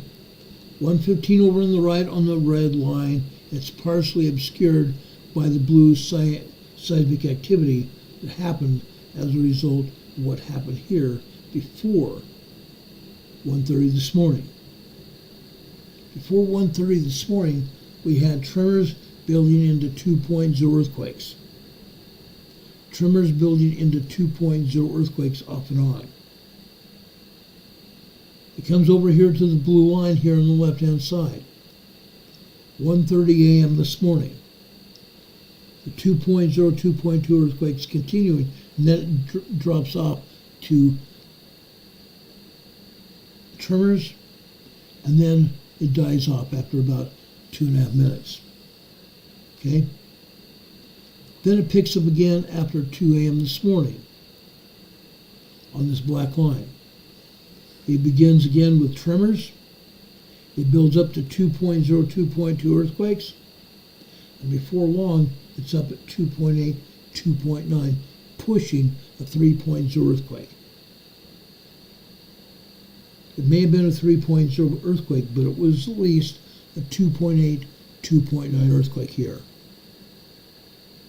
And this is Kewanee, Missouri. Then down here after 10:45 on the green line here this morning, Kewanee, Missouri. Okay? We start off with tiny tremors, 1.2, 1.3 tremors. 2 minutes later, 1.5, 1.6 tremors. This goes on for another 2 minutes. Then all of a sudden we have 2.0 earthquakes. Then it builds up to at least 3.0 earthquakes, and it cuts off the top and the bottom of here again. They don't want people to see what is going on here in Missouri or Arkansas. Heaven forbid that the people here along the New Madrid Fault know what's going on. Yes, they felt these earthquakes. They felt the 3.0, 3.5 earthquakes. They felt it. But heaven forbid the agency coming out and saying what's going on, telling people what's happening. I saw no news reports telling what's going on. None. The United States Geological Survey and the other agencies coming from the universities should be talking about this, and they're not doing it. They're not doing it. I got this seismic information from the University of Memphis in Tennessee.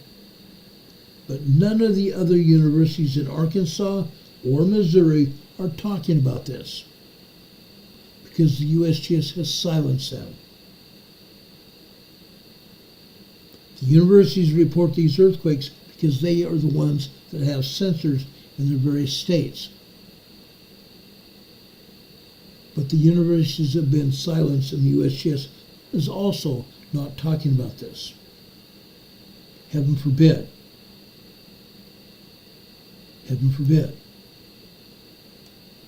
Now let me show you where Kewanee, Missouri is.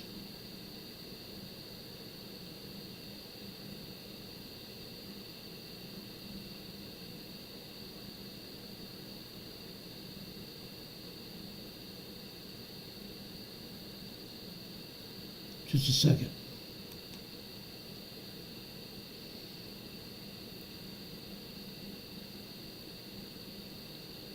Dadgum, I knew I had Kewanee, Missouri here. I did a map. I had a map here. At least I thought I had a map here.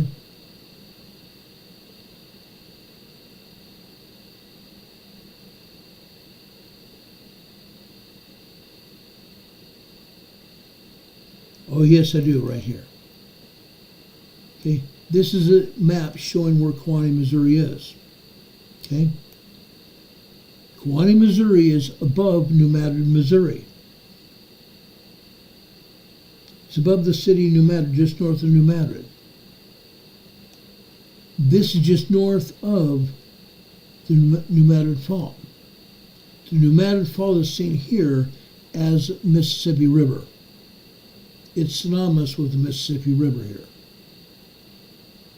So this earthquake is right next to the New Madrid Fault, literally. It is in the same area, the exact same area. And yet, the agency won't tell us what's going on. Why not? Why not?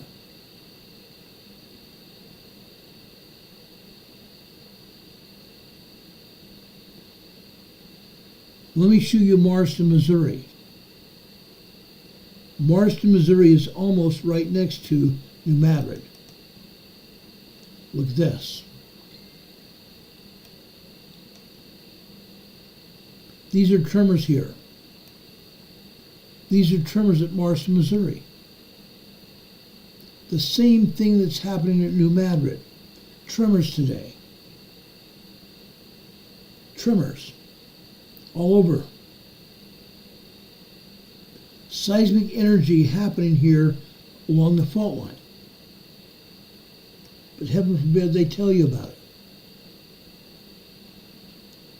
Charlene is here saying, given a disaster, which all liability will be absurd. Yes. The agency won't take any responsibility for what's going on. If the agencies, including the universities, had any brains, they would advise people what's going on. So let the people make their own choices. Let the people make their own choices whether they want to move away from the area or stay put. Let the people make their choices.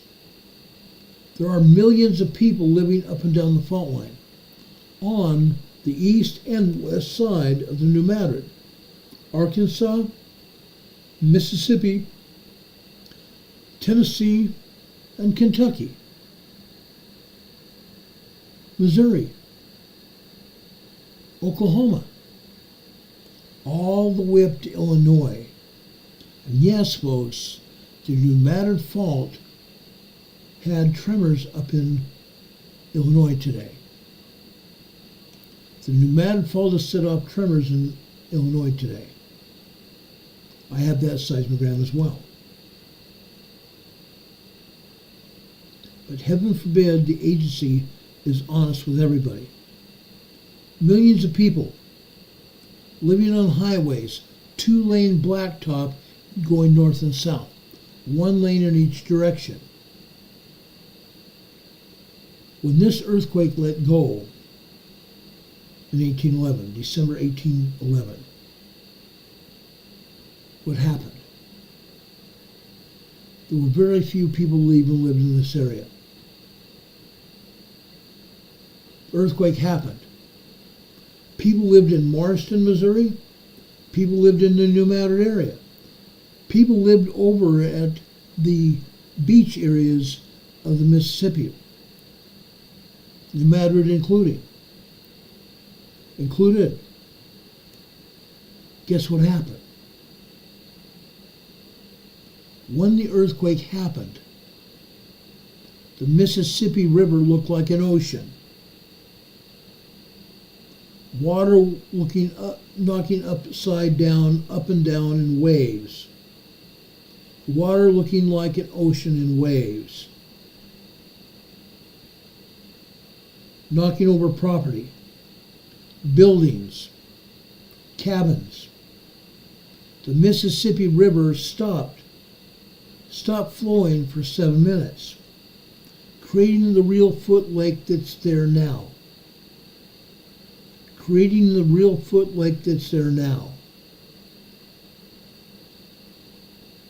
It's going to happen again.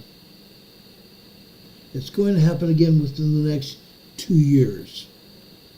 My estimate is 2 years. And yes, it could be sooner than that. We're already seeing 3.5, 4.5 earthquakes here in the New Madrid area. And I've shown you the evidence of that during the past year.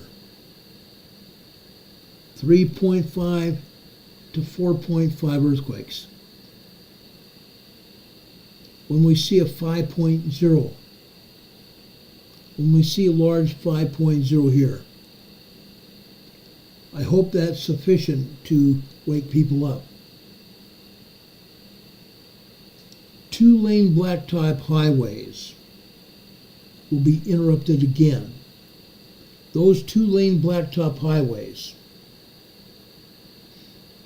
and this is where it's sad. The 2-lane blacktop highways were once horse and buggy paths. The horse and buggy paths, guys.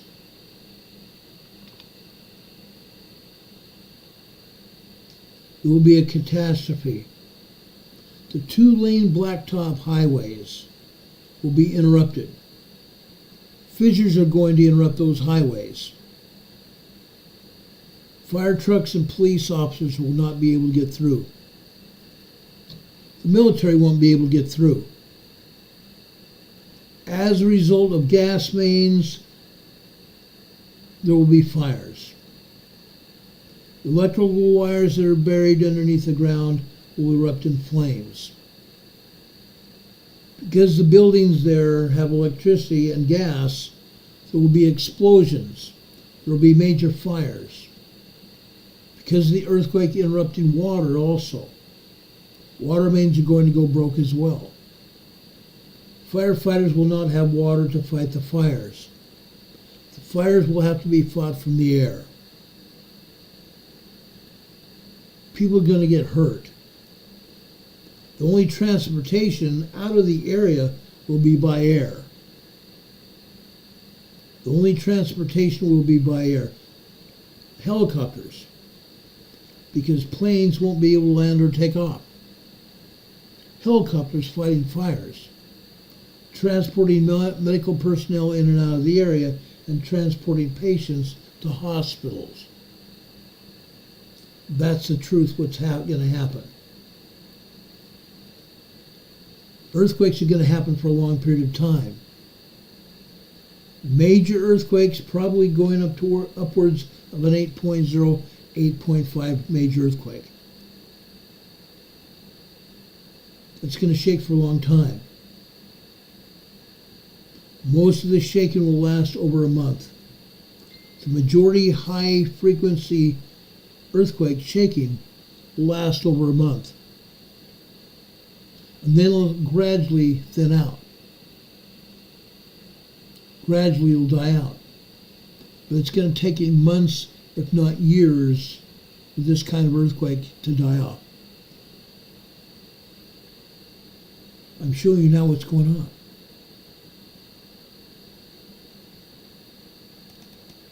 Tyronza, Arkansas to the southern part of Arkansas. I showed you Martree, Arkansas to the north. Look what's happening here in Tyronza, Arkansas. Look what's happening here. Early this morning, it started off with just minor, tiny tremors. Then it built and built. After 5 a.m. this morning, the tremors built up even more. 2.6, 2.7 tremors building up to 2.0 earthquakes. 2.5 earthquake here on the black line here in the center of your screen here. Okay? About 8:10 a.m., a 2.5, maybe 2.6 earthquake happened here. On the red line after 9:15 a.m. on the red line over here on the left-hand side. 9, 16, 17, 18, 19, 20, 21. 9:21 a.m. 2.8, 2.9 earthquake. Could have been a 3.0. Might have been. Then a similar earthquake. After about 10:06 a.m. this morning. This may have been a 3.0 small quake. On the blue line, center right-hand side beneath that. Now we're talking 10:30 a.m. on the left-hand side. This is 10:41 a.m. here on the blue line. 2.8, 2.9 earthquake. 10:45 on the green line on the left-hand side. But over here, now this is approximately 10:52 a.m. here. 10:52, maybe even 10:53 a.m. here. 2.8, 2.9 earthquake. The next bigger earthquake happened at 11:04 a.m. this morning on the black line on the bottom. That again was a 3.0 small earthquake. 3.0 earthquake here. Tyrone, Arkansas. Missouri, Arkansas. The center part of the New Madrid Fault.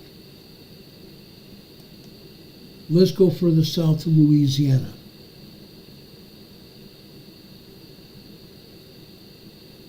Louisiana is also feeling earthquakes.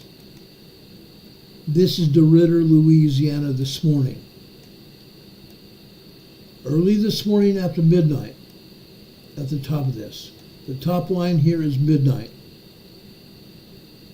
All we had here was tiny tremors, 1.0 tremors and microquakes until about 8 a.m. this morning. Then all of a sudden we had some tremors, and then turning into 2.0, 2.4 minor earthquakes. 8:06 a.m. this morning, 2.5, 2.6 earthquake on the black line. Again, this is in DeRidder, Louisiana. Over here on the right-hand side, we have another 3.0 earthquake. On the left-hand side, it was 10:15 this morning. This is 10:28 a.m. this morning. Another 3.0 small earthquake. It began as tremors, built up to 2.7, 2.8, and became a 3.0 earthquake. And then it immediately ran down to 2.0 earthquakes again for about a minute. Then it became tiny tremors after that. Okay, I'm calling this a 3.0 earthquake. And then that continued for another minute afterwards on the blue line on the left-hand side. 11:30 this morning on the blue line on the left-hand side. 11:31 this morning. DeRidder, Louisiana. I think I can show you DeRidder, Louisiana this afternoon. The seismic energy up and down the entire fault line. This is DeRidder, Louisiana this afternoon. Again, we're seeing tremors. We're seeing minor 2.0, 2.3 earthquakes. But again, location Papua, Indonesia, class light, magnitude 4.3, 14 minutes ago. Papua, Indonesia, tonight. 4.3 moderate earthquake. Moderate earthquakes are never light. They cause moderate damage, not light damage. Okay? I don't really care what USGS says. Those are not light at all. Here, 2:51 p.m. this afternoon, on the green line, we have two 3.0 earthquakes. At least two 3.0 earthquakes now. These lines have come apart as well. It may have been 3.0 earthquakes back to back. 4 3.0 earthquakes. First 3.0 earthquake keeps happening for several seconds, dies off to tremors, and then right back after about 10 seconds. Another 3.0 earthquake here. Okay? Look at that. Up and down the fault. Up and down the fault. Probably close to 900 miles apart between Missouri and DeRidder, Louisiana. The entire fault line is shaking, you guys. The entire New Madrid fault is shaking. Should you be concerned? Yes. Absolutely should be concerned. Because the New Madrid fault is going to give up sometime within the next 2 years by my estimate, considering what we're seeing now. The New Madrid earthquake is going to happen. It's going to be an 8.0 major earthquake. And yes, back in 1811, there was hardly anybody living here. There's maybe 200 or 300 people living in New Madrid or over in Marston, Missouri. Or even in Marktree, Arkansas. Cabins. People sparsely populated. Yes, I know there were some people killed, but it's unknown how many. When the Mississippi River stopped flowing and started forming the new Reelfoot Lake, there were cabins that were immersed in water immediately. It's unknown how many people were in cabins or even on the ground in that area. Now it's highly populated. Apartments, homes, businesses up and down the fault, on the east and west side of the fault. The majority of the shaking will happen between Oklahoma and DeRidder, Louisiana. Between Oklahoma to the north and DeRidder, Louisiana to the south. But there will be shaking all the way to Illinois and Indiana and Ohio. It is being said that when this earthquake happens again, the church bells will ring in Washington, D.C. as it happened before. Church bells will ring in Washington, D.C. It will be felt to the east. The earthquake will be felt to the west. Probably very hard shaking all the way into western Texas. Hard shaking all the way over into western Texas. then lighter shaking over into New Mexico and Arizona, possibly as far west as California. The ground is going to shake, everybody. The ground is going to shake.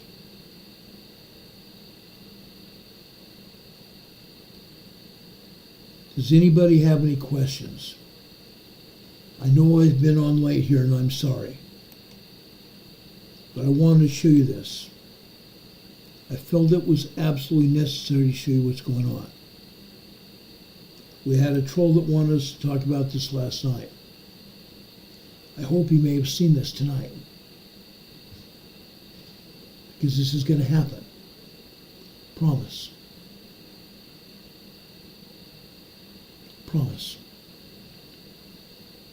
People are going to be inconvenienced. People are going to get hurt. And people are going to die here. Thousands of people will get killed. Not 1,500 like USGS has said. USGS is estimating over at the Cascadia subduction area that maybe 1,500 people will be killed in Washington and Oregon. They have no clue. The population center there is millions. The same as down here.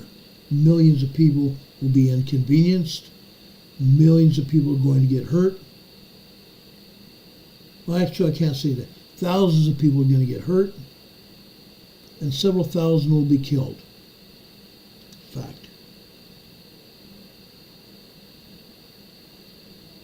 Remnant Truth says it will be catastrophic. Yes, it will. Guaranteed. But again, USGS is lying about everything now. And ultimately, I believe USGS will be held responsible. Meaning our tax dollars will bail out USGS. I believe USGS will get sued, and rightly so. Okay? I showed you a lot of things going on here. Does anybody have any questions here? Charlene is asking, what geological is at the Mississippi Basin? Geologically, it's a huge fault. It's a pneumatic fault. That's what we've been talking about here. It's a pneumatic fault. Could it drop or sink? Yes. But I don't think it's going to drop. This is a strike-slip fault. This is a strike-slip fault like this. It's not going to drop. It's going to go like this. Last time this earthquake hit, there was not much drop at all. But it was a strike-slip fault like this. It moved.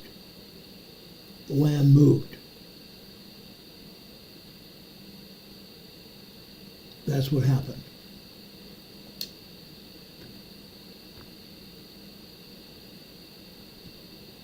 That was a good question, Charlene. But the ground is not going to drop like some people think it will. It's not going to happen.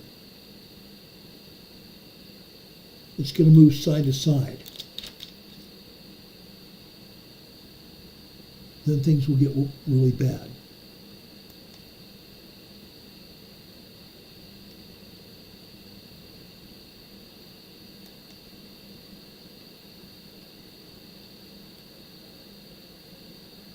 Rich is asking, could the pneumatic trigger something big in the Great Lakes? Yes, it could.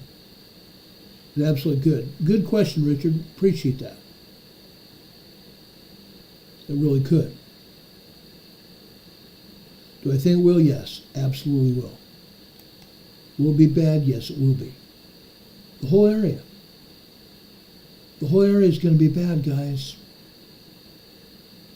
Jane Ammons is saying Merry Christmas. I appreciate that.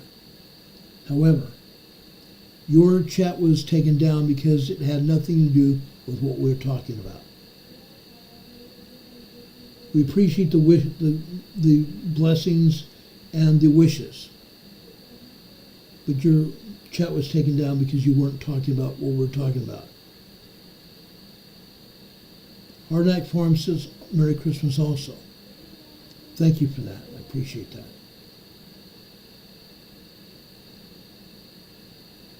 This is going to be a big time earthquake. It will be a huge earthquake. Jane Ammons, your chat was taken down because it was all caps. Please don't use all caps. It's okay to use capital letters at the first of the words, because it's a holiday. That should be capitalized, but not the entire words. That's why it was removed. Okay? Don Patoga is asking, what should we do, or what should we prepare for? This is inevitable. You need to prepare for shaking. You need to be prepared to be inconvenienced for a long period of time. Inconvenienced for a long time. Stores will be demolished. You won't be able to go to stores. Your farms may also be demolished. You may be able to save some vegetables. You may be able to have some animals on the property. But some of those will also die. Okay? Jane says she will be 72 years old in 2 years. I'll be 71. I plan on being here, but I'm over on the East Coast. I'm on the East Coast.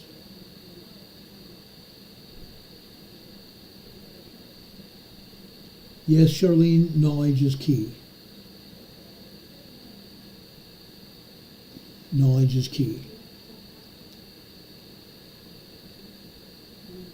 Why? Once you have this knowledge, what are you going to do with it? Are people prepared for what's going to happen? I hope so. I hope so. I hope everybody's going to be prepared, because this is not going to be fun for anybody. This will not be fun for anybody. Promise you that.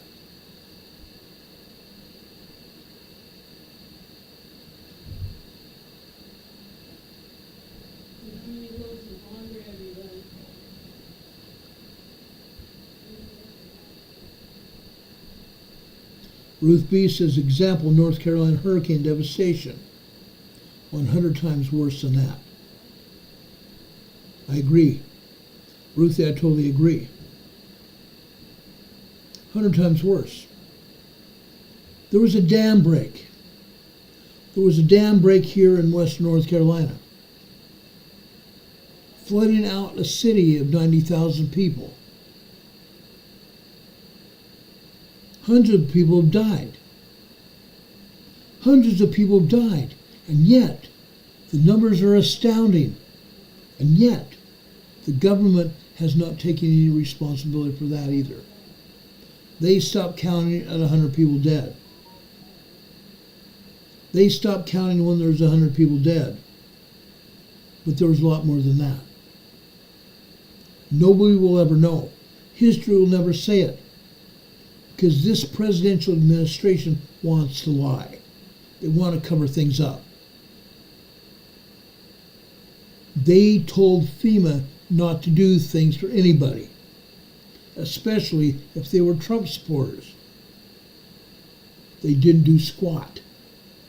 It was only after President Trump got involved, and he gave them millions of dollars. When people asked for communications, he brought Starlink and Elon Musk into the picture, allowing communications to be back up, allowing law enforcement, fire, and medical to talk to each other, and other people to also communicate. But I doubt we'll ever find the dead that have happened. And if we will, or we do, it will be happenstance, and it will be too late. It'll be too late. Because our government is too stupid to care. The government is too stupid to care. I'm calling a spade a spade.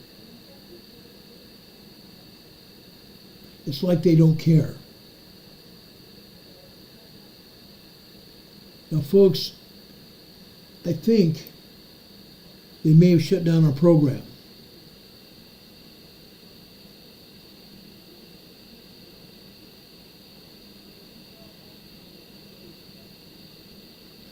Are you guys still hearing me or seeing me?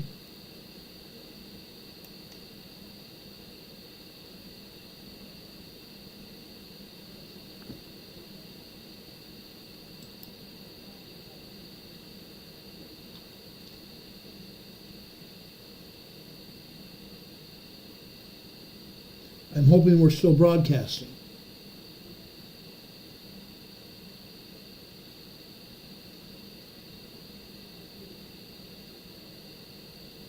Nope, we're not.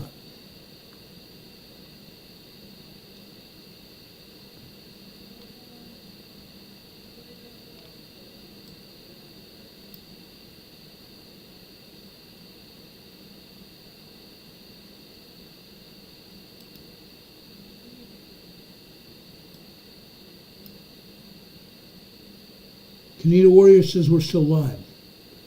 That's great. That's great.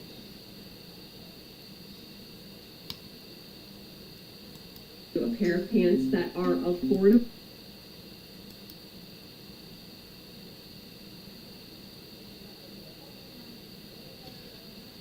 Okay, good. I'm glad we're still alive.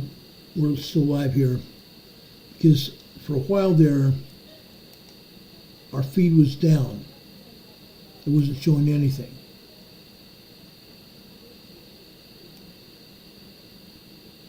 And our numbers haven't gone up. For the last 3 days, we've had numbers at the end of the broadcast in the 1,000 plus. Now we're seeing view numbers at 527. That's very unusual to have 3 days up over 1,000.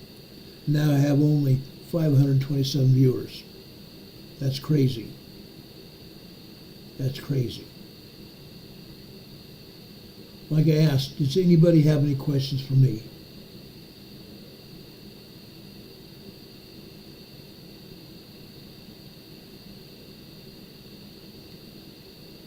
I know things are hard for everybody. I get that. I totally get that.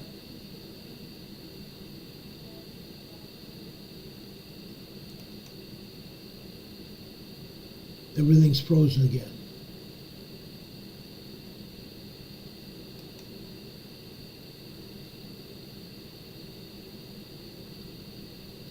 Hey guys, I think we're going to end this because it's showing my feed is frozen here.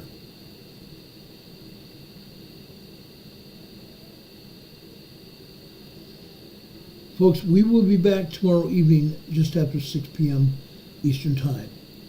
I'm sorry, but I'm showing one screen here. My monitor is showing me live, but my live feed from YouTube is showing me down. So I don't know what to trust here. Demon Cabin's here, Don Patogas here, Jane Adams is here, Miss Constitutional Rights is here, Richard Smith, everybody's here, but I'm frozen here. We've got 93 likes, thumbs up, thank you for that. Before you leave here, please give us a thumbs up. We'd appreciate it. Brother Don. Got it?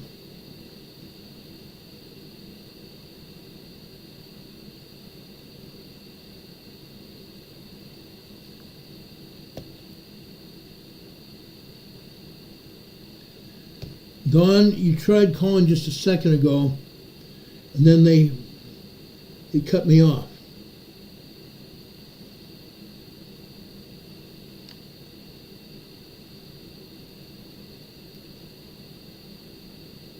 I'm going to try calling you back. Don Marie says 10 by 10 here, Mr. Ron. That's great. I appreciate that.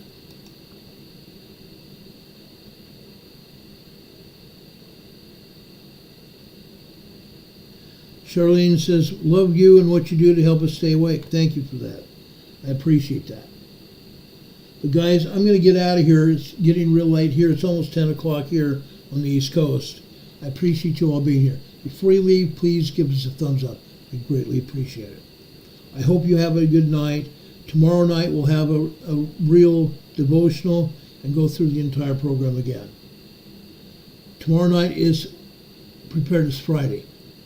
So come here with preparedness questions. Yes, we're going to talk about earthquake preparedness. We're going to talk about earthquake preparedness because we're going to see a lot more earthquakes, major earthquakes happening. Literally here in the United States and around the world. Okay? I even believe Europe and England is going to see these earthquakes. Not just in France and Germany and Austria with tremors. I believe we're going to have major earthquakes. Thank you for everything you do, guys. God bless you all. Thank you for being here. Have a good night, everybody. Much love. We'll see you on the other side. Good night, everybody.